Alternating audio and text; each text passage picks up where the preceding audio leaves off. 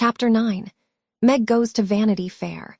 I do think it was the most fortunate thing in the world that those children should have the measles just now, said Meg, one April day, as she stood packing the go-abroady trunk in her room, surrounded by her sisters. And so nice of Annie Moffat not to forget her promise. A whole fortnight of fun will be regularly splendid, replied Jo, looking like a windmill as she folded skirts with her long arms. And such lovely weather, I'm so glad of that, added Bate, tidily sorting neck and hair ribbons in her best box, lent for the great occasion. I wish I was going to have a fine time and wear all these nice things, said Amy with her mouth full of pins, as she artistically replenished her sister's cushion. I wish you were all going, but as you can't, I shall keep my adventures to tell you when I come back. I'm sure it's the least I can do when you have been so kind, lending me things and helping me get ready, said Meg, glancing round the room at the very simple outfit, which seemed nearly perfect in their eyes. What did Mother give you out of the treasure box? Asked Amy, who had not been present at the opening of a certain cedar chest in which Mrs. March kept a few relics of past splendor, as gifts for her girls when the proper time came. A pair of silk stockings, that pretty carved fan, and a lovely blue sash. I wanted the violet silk, but there isn't time to make it over, so I must be contented with my old tarlatan. It will look nice over my new muslin skirt, and the sash will set it off beautifully. I wish I hadn't smashed my coral bracelet, for you might have had it, said Jo, who loved to give and lend, but whose possessions were usually too dilapidated to be of much use. There is a lovely old-fashioned pearl set in the treasure chest, but Mother said real flowers were the prettiest ornament for a young girl, and Laurie promised to send me all I want, replied Meg. Now let me see, there's my new gray walking suit. Just curl up the feather in my hat, Bate, then my poplin for Sunday and the small party. It looks heavy for spring, doesn't it? The violet silk would be so nice. Oh dear. Never mind, you've got the tarlatan for the big party, and you always look like an angel in white, said Amy, brooding over the little store of finery in which her soul delighted. It isn't low-necked, and it doesn't sweep enough, but it will have to do. My blue house dress looks so well turned and freshly trimmed that I feel as if I'd got a new one. My silk sack isn't a bit the fashion, and my bonnet doesn't look like Sally's. I didn't like to say anything, but I was sadly disappointed in my umbrella. I told Mother black with a white handle, but she forgot and bought a green one with a yellowish handle. It's strong and neat, so I ought not to complain, but I know I shall feel ashamed of it beside Annie's silk one with a gold top, sighed Meg, surveying the little umbrella with great disfavor. Change it, advised Jo. I won't be so silly or hurt Marmie's feelings when she took so much pains to get my things. It's a nonsensical notion of mine, and I'm not going to give up to it. My silk stockings and 2 pairs of new gloves are my comfort. You are a dear to lend me yours, Jo.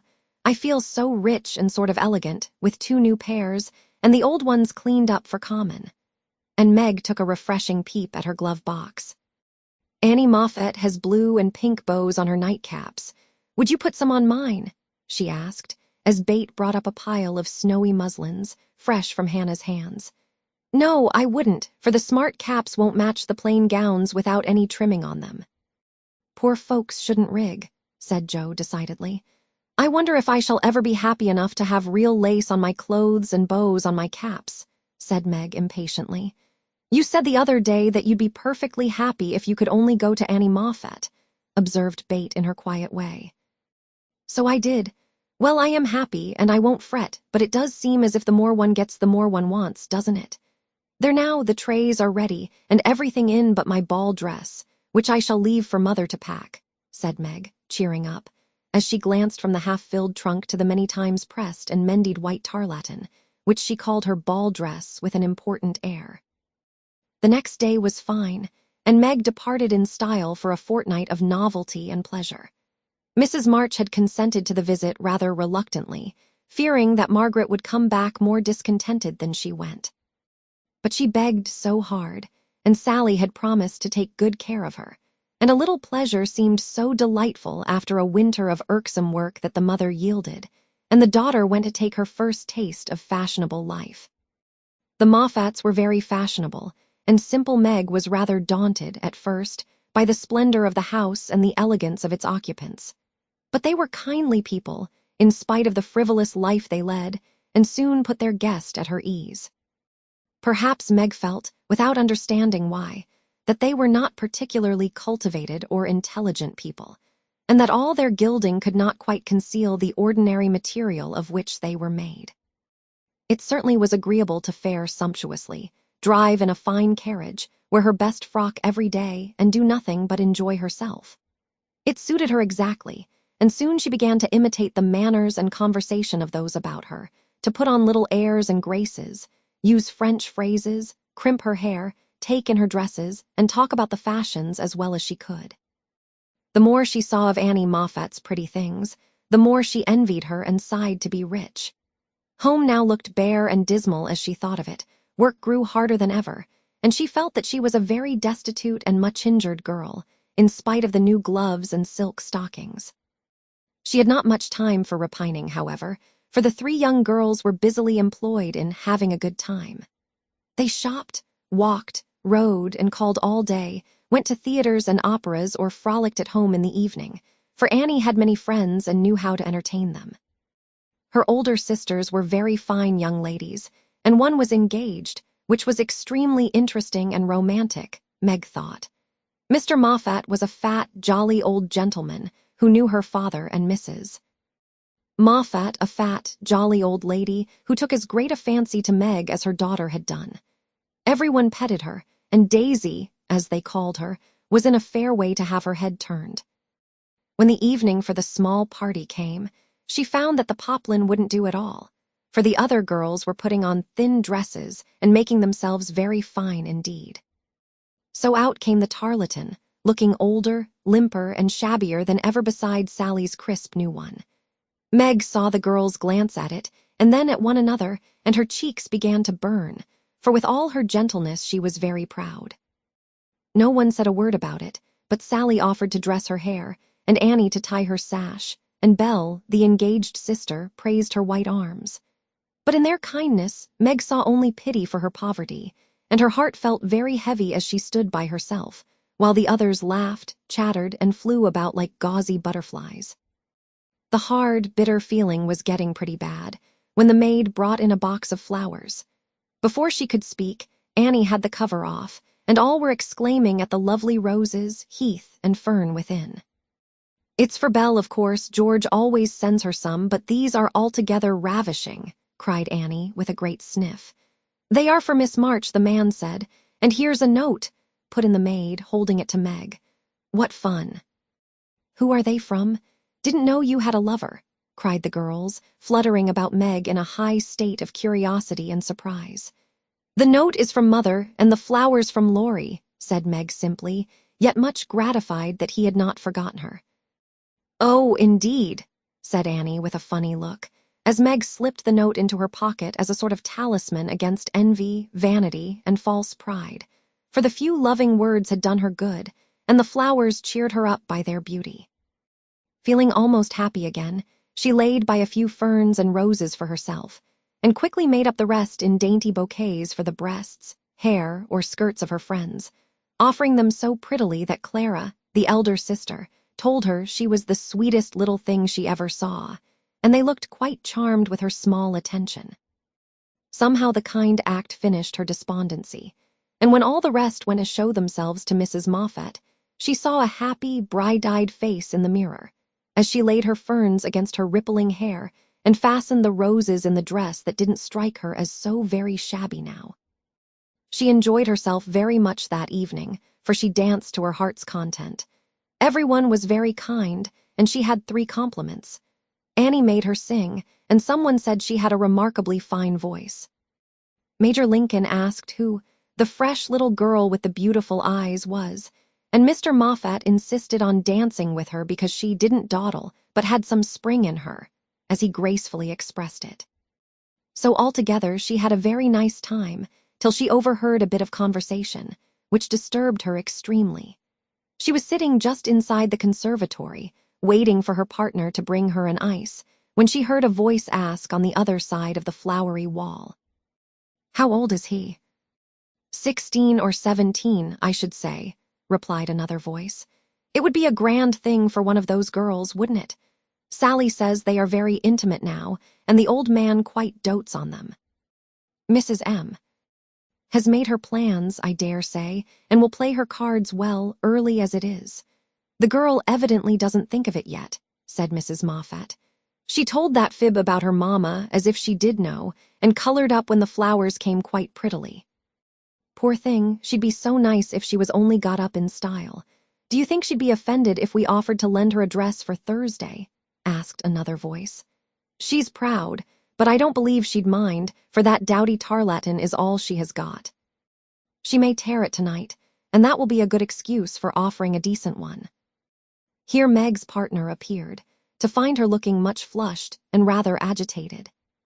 She was proud, and her pride was useful just then, for it helped her hide her mortification, anger, and disgust at what she had just heard. For, innocent and unsuspicious as she was, she could not help understanding the gossip of her friends. She tried to forget it, but could not, and kept repeating to herself, "Mrs. M. has made her plans. That fib about her mamma and dowdy tarlatan," till she was ready to cry and rush home to tell her troubles and ask for advice.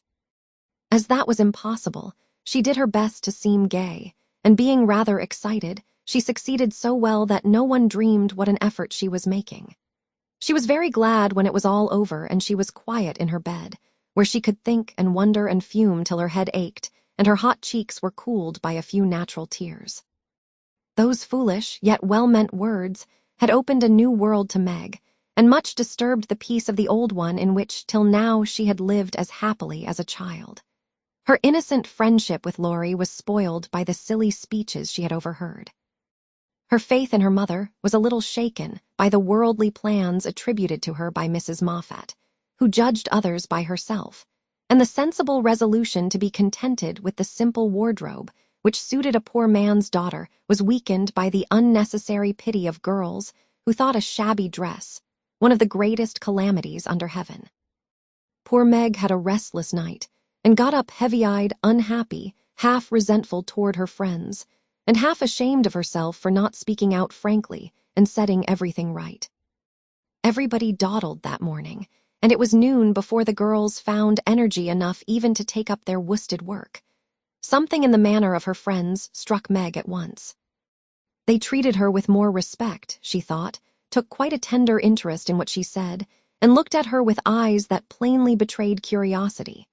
All this surprised and flattered her, though she did not understand it till Miss Bell looked up from her writing and said, with a sentimental air, "Daisy, dear, I've sent an invitation to your friend, Mr. Lawrence, for Thursday. We should like to know him, and it's only a proper compliment to you." Meg colored, but a mischievous fancy to tease the girls made her reply demurely, "You are very kind, but I'm afraid he won't come." "Why not, chérie?" asked Miss Bell. "He's too old."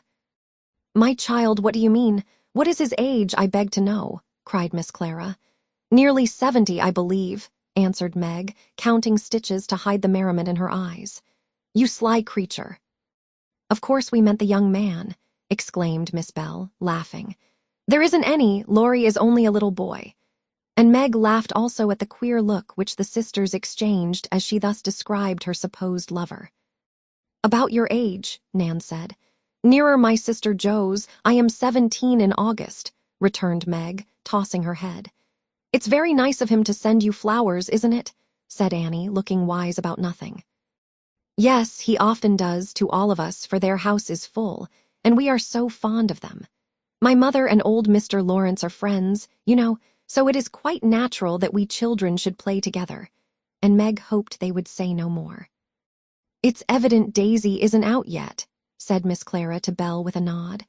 "Quite a pastoral state of innocence all round," returned Miss Bell with a shrug. "I'm going out to get some little matters for my girls."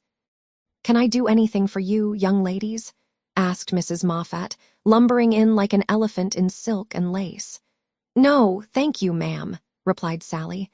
"I've got my new pink silk for Thursday and don't want a thing." "Nor I," began Meg, but stopped because it occurred to her that she did want several things and could not have them.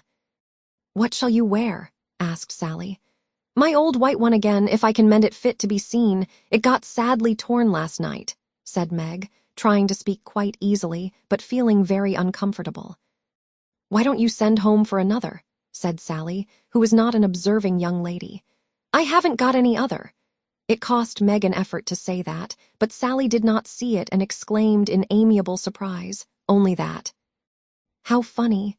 She did not finish her speech, for Belle shook her head at her and broke in, saying kindly, "Not at all. Where is the use of having a lot of dresses when she isn't out yet?" "There's no need of sending home, Daisy, even if you had a dozen, for I've got a sweet blue silk laid away, which I've outgrown, and you shall wear it to please me, won't you, dear?" "You are very kind, but I don't mind my old dress if you don't. It does well enough for a little girl like me," said Meg. "Now do let me please myself by dressing you up in style. I admire to do it, and you'd be a regular little beauty with a touch here and there. I shan't let anyone see you till you are done, and then we'll burst upon them like Cinderella and her godmother going to the ball," said Belle in her persuasive tone.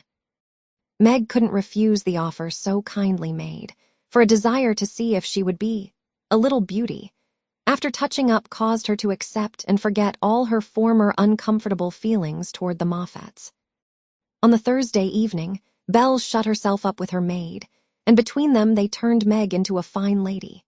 They crimped and curled her hair, they polished her neck and arms with some fragrant powder, touched her lips with coralline salve to make them redder, and Hortense would have added a soupçon of rouge if Meg had not rebelled.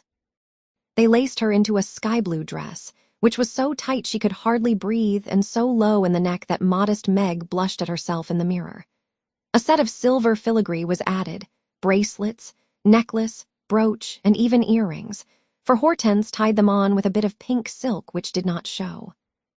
A cluster of tea rose buds at the bosom, and a ruche reconciled Meg to the display of her pretty white shoulders, and a pair of high-heeled silk boots satisfied the last wish of her heart. A lace handkerchief, a plumy fan, and a bouquet in a shoulder holder finished her off, and Miss Belle surveyed her with the satisfaction of a little girl with a newly dressed doll. "Mademoiselle is charmante, très jolie, is she not?" cried Hortense, clasping her hands in an affected rapture. "Come and show yourself," said Miss Belle, leading the way to the room where the others were waiting. As Meg went rustling after, with her long skirts trailing, her earrings tinkling, her curls waving, and her heart beating, she felt as if her fun had really begun at last, for the mirror had plainly told her that she was a little beauty. Her friends repeated the pleasing phrase enthusiastically, and for several minutes she stood, like a jackdaw in the fable, enjoying her borrowed plumes, while the rest chattered like a party of magpies. "While I dress, do you drill her, Nan, in the management of her skirt and those French heels, or she will trip herself up. Take your silver butterfly and catch up that long curl on the left side of her head, Clara, and don't any of you disturb the charming work of my hands," said Belle, as she hurried away, looking well pleased with her success. "You don't look a bit like yourself, but you are very nice.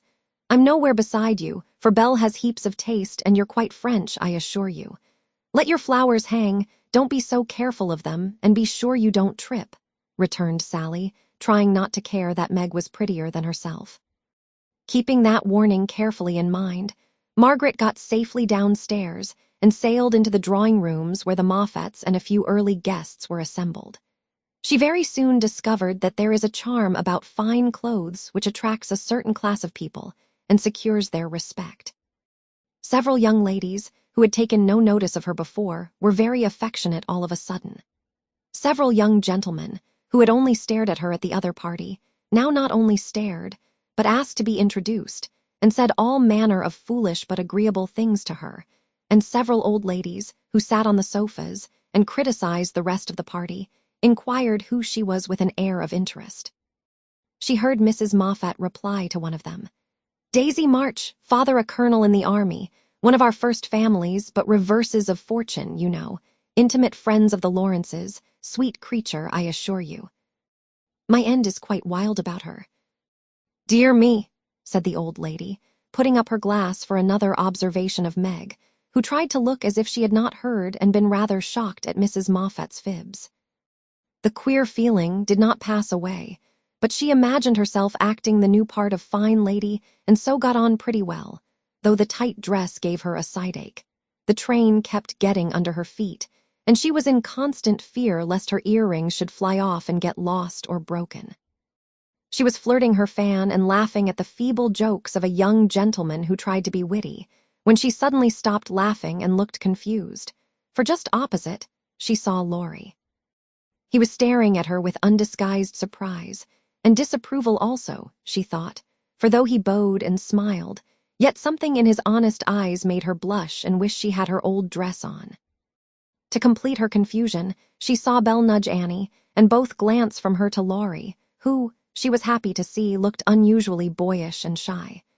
Silly creatures, to put such thoughts into my head. I won't care for it, or let it change me a bit, thought Meg, and rustled across the room to shake hands with her friend. I'm glad you came, I was afraid you wouldn't, she said, with her most grown-up air. Joe wanted me to come and tell her how you looked, so I did, answered Laurie, without turning his eyes upon her, though he half smiled at her maternal tone. What shall you tell her? Asked Meg, full of curiosity to know his opinion of her, yet feeling ill at ease with him for the first time. I shall say I didn't know you, for you look so grown-up and unlike yourself, I'm quite afraid of you, he said, fumbling at his glove button. How absurd of you. The girls dress me up for fun, and I rather like it. Wouldn't Joe stare if she saw me? Said Meg, bent on making him say whether he thought her improved or not. Yes, I think she would, returned Laurie gravely. Don't you like me so? Asked Meg. No, I don't, was the blunt reply. Why not? In an anxious tone. He glanced at her frizzled head, bare shoulders, and fantastically trimmed dress with an expression that abashed her more than his answer, which had not a particle of his usual politeness in it. I don't like fuss and feathers. That was altogether too much from a lad younger than herself, and Meg walked away, saying petulantly, You are the rudest boy I ever saw. Feeling very much ruffled, she went and stood at a quiet window to cool her cheeks, for the tight dress gave her an uncomfortably brilliant color. As she stood there, Major Lincoln passed by, and a minute after she heard him saying to his mother, They are making a fool of that little girl. I wanted you to see her, but they have spoiled her entirely. She's nothing but a doll tonight. Oh dear, sighed Meg. I wish I'd been sensible and worn my own things. Then I should not have disgusted other people, or felt so uncomfortable and ashamed of myself. She leaned her forehead on the cool pane, and stood half-hidden by the curtains, never minding that her favorite waltz had begun, till someone touched her, and turning, she saw Laurie looking penitent, as he said, with his very best bow and his hand out. Please forgive my rudeness, and come and dance with me. I'm afraid it will be too disagreeable to you, said Meg, trying to look offended and failing entirely. Not a bit of it, I'm dying to do it. Come, I'll be good. I don't like your gown, but I do think you are just splendid. And he waved his hands, as if words failed to express his admiration. Meg smiled and relented, and whispered as they stood waiting to catch the time, Take care my skirt doesn't trip you up. It's the plague of my life, and I was a goose to wear it. Pin it round your neck, and then it will be useful, said Laurie, looking down at the little blue boots which he evidently approved of. Away they went fleetly and gracefully, for having practiced at home, they were well matched, and the blithe young couple were a pleasant sight to see, as they twirled merrily round and round, feeling more friendly than ever after their small tiff. Laurie, I want you to do me a favor, will you? Said Meg, as he stood fanning her when her breath gave out, which it did very soon, though she would not own why. Won't I? Said Laurie with alacrity. Please don't tell them at home about my dress tonight. They won't understand the joke, and it will worry Mother. Then why did you do it? Said Laurie's eyes, so plainly that Meg hastily added.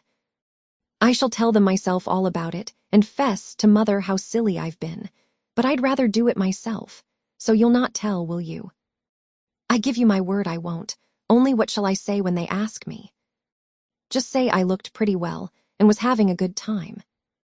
I'll say the first with all my heart, but how about the other? You don't look as if you were having a good time. Are you? And Laurie looked at her with an expression which made her answer in a whisper. No, not just now. Don't think I'm horrid. I only wanted a little fun, but this sort doesn't pay, I find, and I'm getting tired of it. Here comes End Moffat. What does he want?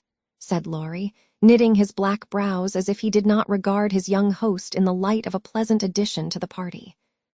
He put his name down for 3 dances, and I suppose he's coming for them. What a bore, said Meg, assuming a languid air which amused Laurie immensely. He did not speak to her again till supper time, when he saw her drinking champagne with End and his friend Fisher, who were behaving like a pair of fools, as Laurie said to himself, for he felt a brotherly sort of right to watch over the marches and fight their battles whenever a defender was needed. You'll have a splitting headache tomorrow if you drink much of that. I wouldn't, Meg. Your mother doesn't like it, you know, he whispered, leaning over her chair, as End turned to refill her glass and Fisher stooped to pick up her fan. I'm not Meg tonight. I'm a doll who does all sorts of crazy things. Tomorrow I shall put away my fuss and feathers and be desperately good again, she answered with an affected little laugh. Wish tomorrow was here then, muttered Laurie, walking off, ill-pleased at the change he saw in her. Meg danced and flirted, chattered and giggled as the other girls did. After supper she undertook the German and blundered through it, nearly upsetting her partner with her long skirt and romping in a way that scandalized Laurie, who looked on and meditated a lecture. But he got no chance to deliver it, for Meg kept away from him till he came to say good night. Remember, she said, trying to smile, for the splitting headache had already begun. Silence a la mort, replied Laurie, with a melodramatic flourish as he went away. This little bit of byplay excited Annie's curiosity, but Meg was too tired for gossip and went to bed, feeling as if she had been to a masquerade and hadn't enjoyed herself as much as she expected. She was sick all the next day, and on Saturday went home, quite used up with her fortnight's fun and feeling that she had sat in the lap of luxury long enough. It does seem pleasant to be quiet and not have company manners on all the time. Home is a nice place, though it isn't splendid, said Meg, looking about her with a restful expression as she sat with her mother and Joe on the Sunday evening. I'm glad to hear you say so, dear, for I was afraid home would seem dull and poor to you after your fine quarters, replied her mother, who had given her many anxious looks that day. For motherly eyes are quick to see any change in children's faces.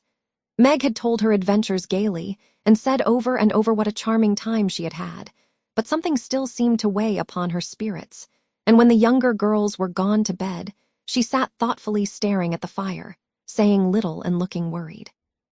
As the clock struck 9 and Joe proposed bed, Meg suddenly left her chair and, taking Bates' stool, leaned her elbows on her mother's knee, saying bravely, Marmee, I want a fess.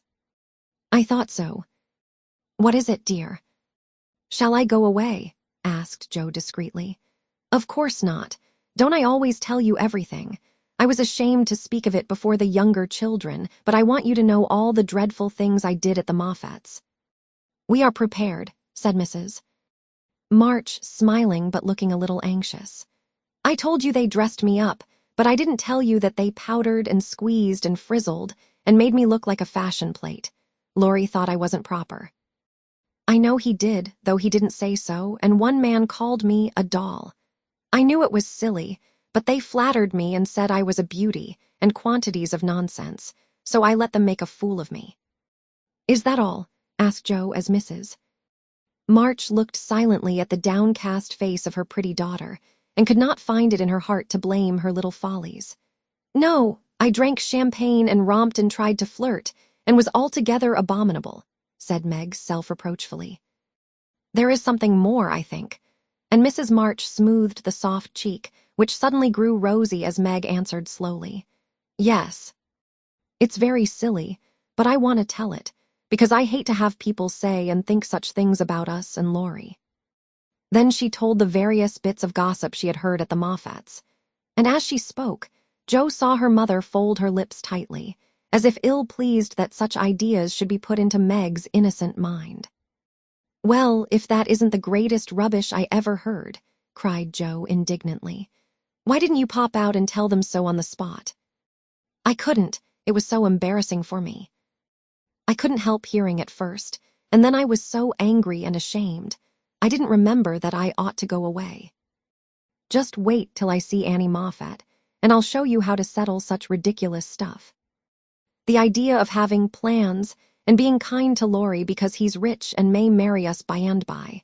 Won't he shout when I tell him what those silly things say about us poor children? And Joe laughed, as if on second thoughts the thing struck her as a good joke. If you tell Laurie, I'll never forgive you. She mustn't, must she, Mother? Said Meg, looking distressed. No, never repeat that foolish gossip and forget it as soon as you can, said Mrs. March gravely. I was very unwise to let you go among people of whom I know so little, kind, I dare say, but worldly, ill-bred, and full of these vulgar ideas about young people. I am more sorry than I can express for the mischief this visit may have done you, Meg. Don't be sorry, I won't let it hurt me. I'll forget all the bad and remember only the good, for I did enjoy a great deal, and thank you very much for letting me go. I'll not be sentimental or dissatisfied, Mother. I know I'm a silly little girl, and I'll stay with you till I'm fit to take care of myself. But it is nice to be praised and admired, and I can't help saying I like it, said Meg, looking half ashamed of the confession. That is perfectly natural, and quite harmless, if the liking does not become a passion and lead one to do foolish or unmaidenly things. Learn to know and value the praise which is worth having, and to excite the admiration of excellent people by being modest as well as pretty, Meg. Margaret sat thinking a moment, while Joe stood with her hands behind her, looking both interested and a little perplexed, for it was a new thing to see Meg blushing and talking about admiration, lovers, and things of that sort. And Joe felt as if during that fortnight her sister had grown up amazingly and was drifting away from her into a world where she could not follow. Mother, do you have plans, as Mrs. Moffat said? Asked Meg bashfully. Yes, my dear, I have a great many, all mothers do, but mine differ somewhat from Mrs. Moffat's, I suspect. I will tell you some of them, for the time has come when a word may set this romantic little head and heart of yours right on a very serious subject. You are young, Meg, but not too young to understand me, and mothers' lips are the fittest to speak of such things to girls like you. Joe, your turn will come in time, perhaps, so listen to my plans, and help me carry them out if they are good. Joe went and sat on one arm of the chair, looking as if she thought they were about to join in some very solemn affair. Holding a hand of each and watching the two young faces wistfully, Mrs. March said, in her serious yet cheery way, I want my daughters to be beautiful, accomplished, and good, to be admired, loved, and respected. To have a happy youth, to be well and wisely married, and to lead useful, pleasant lives, with as little care and sorrow to try them as God sees fit to send. To be loved and chosen by a good man is the best and sweetest thing which can happen to a woman, and I sincerely hope my girls may know this beautiful experience. It is natural to think of it, Meg, right to hope and wait for it, and wise to prepare for it, so that when the happy time comes, you may feel ready for the duties and worthy of the joy. My dear girls, I am ambitious for you, but not to have you make a dash in the world, marry rich men merely because they are rich, or have splendid houses, which are not homes because love is wanting. Money is a needful and precious thing, and when well used, a noble thing, but I never want you to think it is the first or only prize to strive for. I'd rather see you poor men's wives, if you were happy, beloved, contented than queens on thrones, without self-respect and peace. Poor girls don't stand any chance, Belle says, unless they put themselves forward, sighed Meg. Then we'll be old maids, said Joe stoutly. Right, Joe. Better be happy old maids than unhappy wives or unmaidenly girls running about to find husbands, said Mrs. March decidedly. Don't be troubled, Meg. Poverty seldom daunts a sincere lover. Some of the best and most honored women I know were poor girls, but so love-worthy that they were not allowed to be old maids. Leave these things to time. Make this home happy, so that you may be fit for homes of your own, if they are offered you, and contented here if they are not. One thing remember, my girls. Mother is always ready to be your confidant, father to be your friend, and both of us hope and trust that our daughters, whether married or single, will be the pride and comfort of our lives. We will, Marmee, we will, cried both with all their hearts as she bade them good night.